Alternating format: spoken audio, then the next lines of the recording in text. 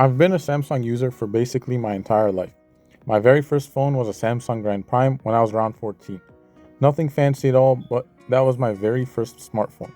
After that, I got the Galaxy S7, then the S10e, then the S22, and now this is my S25 Plus. So yeah, I've been a long Samsung user. And the reason for that is pretty simple. I'm a pretty big nerd. I like tweaking with things, messing with my phone, and just being able to do anything I want with it. Samsung and Android in general has always felt like the place where you can just have more freedom to do whatever you want.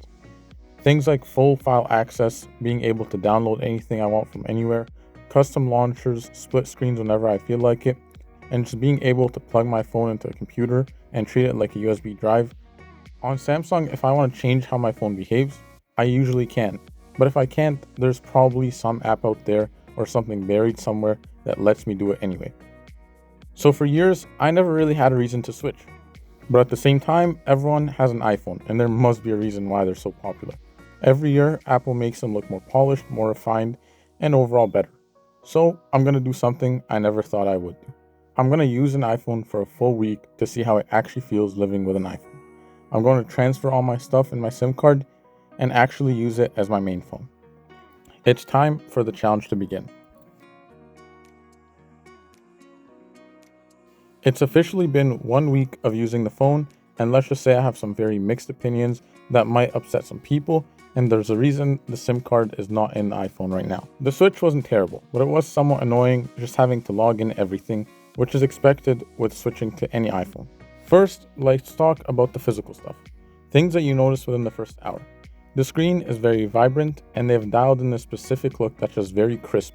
The colors pop, and everything looks clean, and the animations are super fluid, where everything feels like it's floating on glass. But being honest, the size of the screen kind of caught me off guard. This is the 16 Pro Max, and even though I'm used to the S25 Plus, which is only a little bit smaller, this iPhone feels a little too big in comparison. It's also a little more chunky than what I'm kind of used to. It's got this weight to it that makes it feel premium, sure, but after an hour of scrolling, you'd start feeling the weight difference from my Samsung. One thing I was genuinely relieved about though was the USB-C port. I'm so glad that Apple finally joined everyone else and are using it in their phones. It meant that I didn't have to go on a scavenger hunt for an old lightning cable, and I could just use my normal charger and it worked fine. Now let's talk about that new camera button on the side.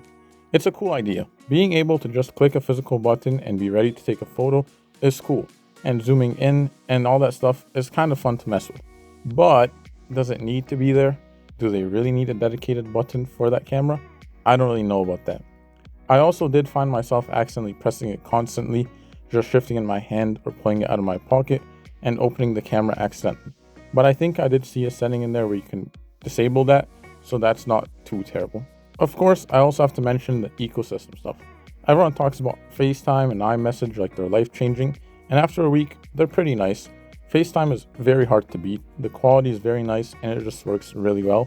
And iMessage has some neat effects, but I don't really care for it as much as people said I would. I will give credit where it's due though, the battery life, it's noticeably better than my S25 Plus, which was surprising to me at first. Now I do have to be fair, I've had my Samsung for a while, and I know that batteries obviously get worse over time, so that's obviously a big factor, but the way Apple optimized their battery usage, it was very good, and I could finish a whole day of heavy use and still have 30% left. The Files app. It feels like a toy compared to the Files app on Samsung. On my S25 Plus, everything is organized in a clean and understandable way. I can move things between folders, I can access whatever I need easily.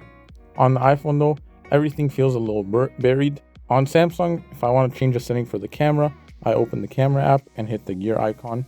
On the iPhone, I have to close the camera app, go to the settings app, scroll all the way down to the camera, and change it there. It's so unintuitive, and it just feels like the phone doesn't want you to be able to do anything that's considered mildly complicated. It's just super frustrating, at least from the perspective of someone who has had the ability to do all these simple things. Then there's the restriction issue. On my Samsung, if there's a random open source app I want to try that isn't on the Play Store, I just download the APK and install it. It takes 5 seconds. On the iPhone though, I felt totally restricted. If it isn't in the App Store, it basically just doesn't exist to Apple. trying to get anything done that's outside the box is an actual nightmare. And while we're talking about things being unintuitive, we have to talk about the back button situation. This might sound like a small thing to people who've used iPhones forever, but coming from a Samsung, it really drove me a little crazy. On my S25 Plus, I have a dedicated back gesture.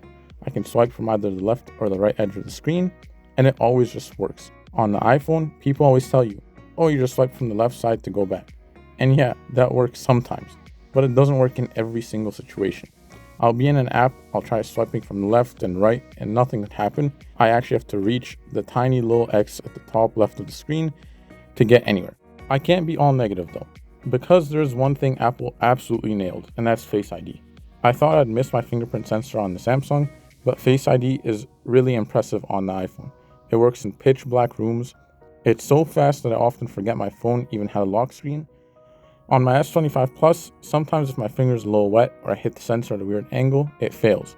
Face ID felt 99% consistent, and it's one part of the phone that I actually enjoyed a lot. So, after a week, where do I stand? The iPhone is obviously a great piece of technology. The screen is vibrant, the battery is awesome, and the overall feel of the phone is very clean and refined. If you want a phone that you never have to think about, I get why people love this phone. But for me, it's just frustrating, having to deal with all the stuff I talked about earlier and so much more. On my Samsung, I have total control. I have the freedom to do whatever I want, whenever I want, however I want. So let's get this straight. The iPhone's a great phone, it's just not the phone for me.